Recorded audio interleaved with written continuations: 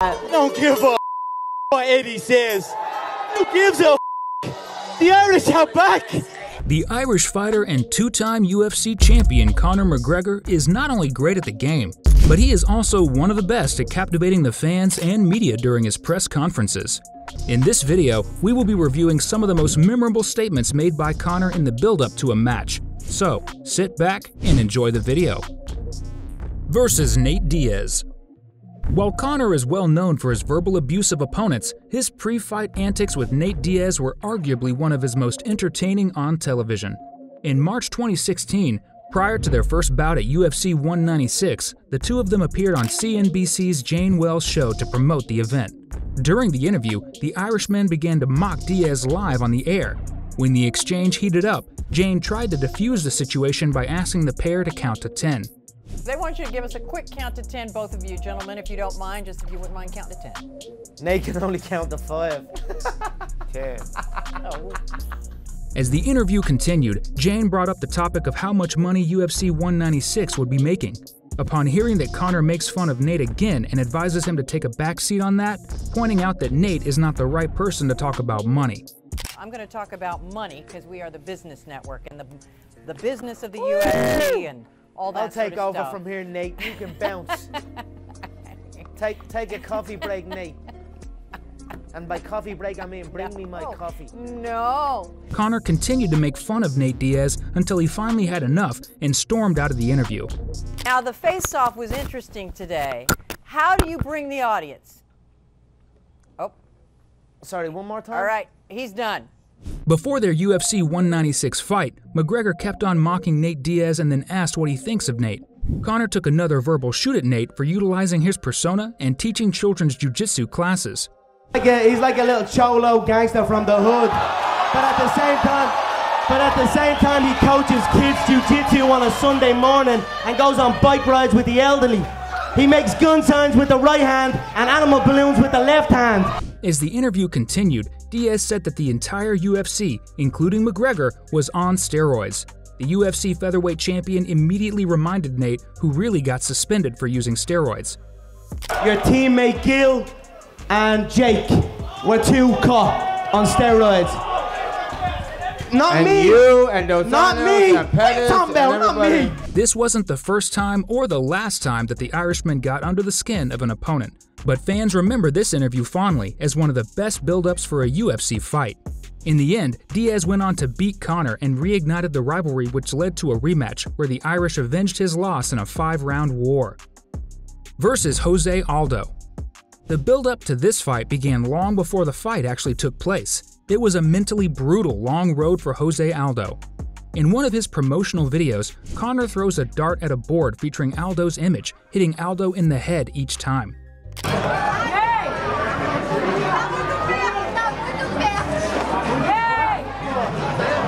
Conor then removes the image from the board and then tears it in front of his fans.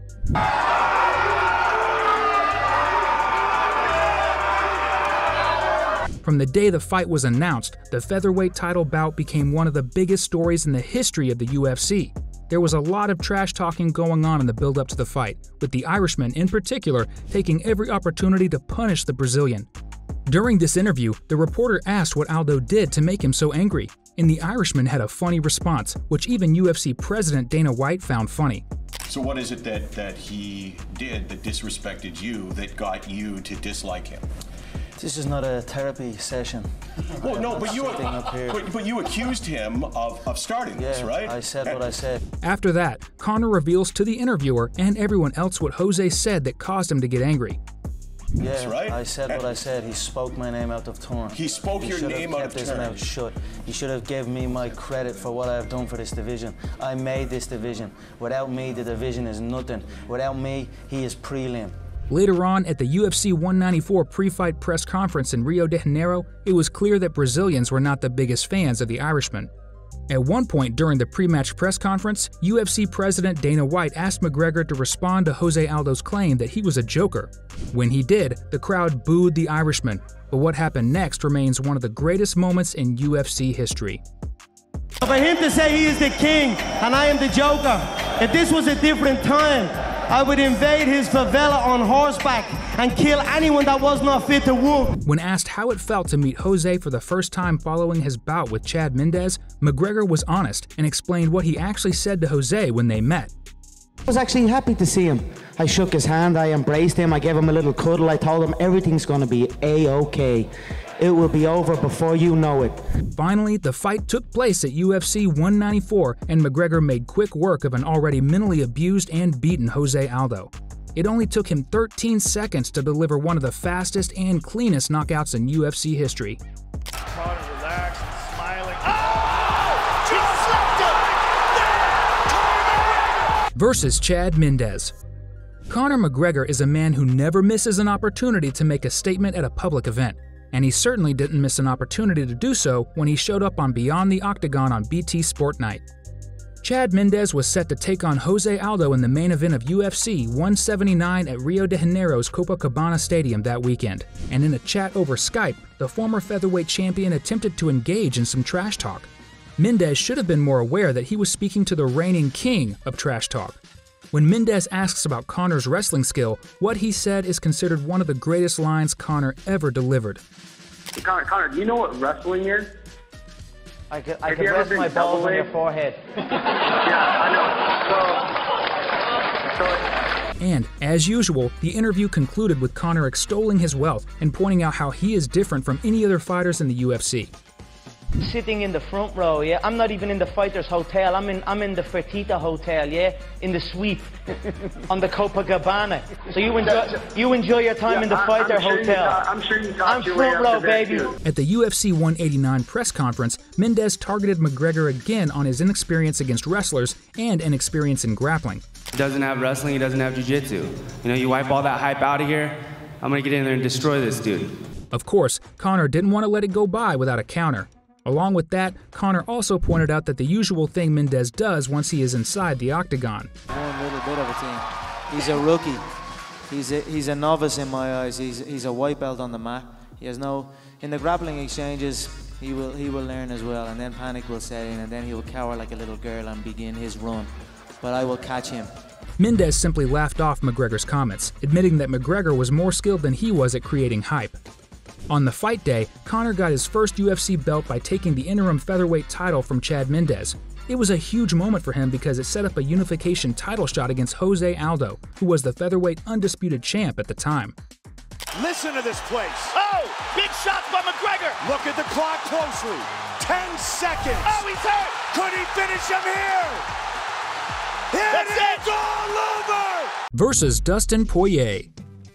At the press conference of UFC 264, UFC star McGregor set about his goal of getting under the skin of his opponent, Dustin Poirier, and began by getting in the face of Dustin and throwing Dustin's signature hot sauce to the crowds.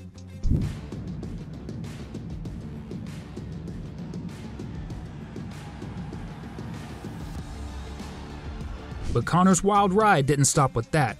When he heard the people chanting about Dustin's wife, Conor took that as an opportunity to bring her name into their conversation and said, Your wife is your husband. Not only a little of a thing, a silly little hillbilly. Seeing no response from Dustin, Conor continued chanting Dustin's wife's name and the crowd joined him in that.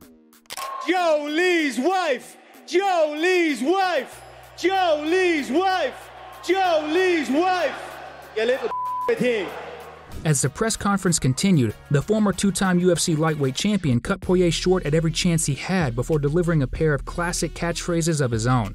It was as if the young, energized Conor McGregor of 2014 had returned back after years of hiding. Yeah, shut your mouth, you little fool. I'm gonna dance on your head. When asked by a reporter if this kind of talk would help him get inside of Dustin's head, his response was wild. I'm gonna go through his head, put holes in them and take it off his shoulders. That's the goal here. Conor also declared that he will end Poirier's fighting career once they got locked inside the octagon. He's done here. This is it for him. This is the end of the road. Even after that last fight, oh, I don't love this anymore. I don't love doing this. He knew what was coming. He knew the smacks he took. So it's on now. Saturday night he's getting walked around that octagon like a dog and put to sleep. Of course, it wouldn't be a McGregor media conference without at least one face-off. This time, instead of glowering into Dustin's eyes, The Irishman opted for a cheeky kick as Dana White tried to keep the pair at bay. It was this kind of attitude that made Conor a superstar.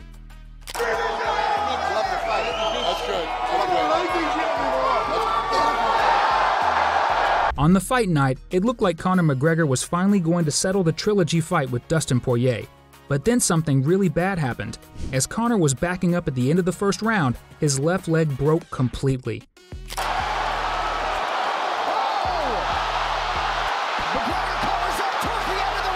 Nobody noticed it, and the round ended with Poirier grounding and pounding a broken McGregor. That's when Conor lets the doctor know to call the fight immediately.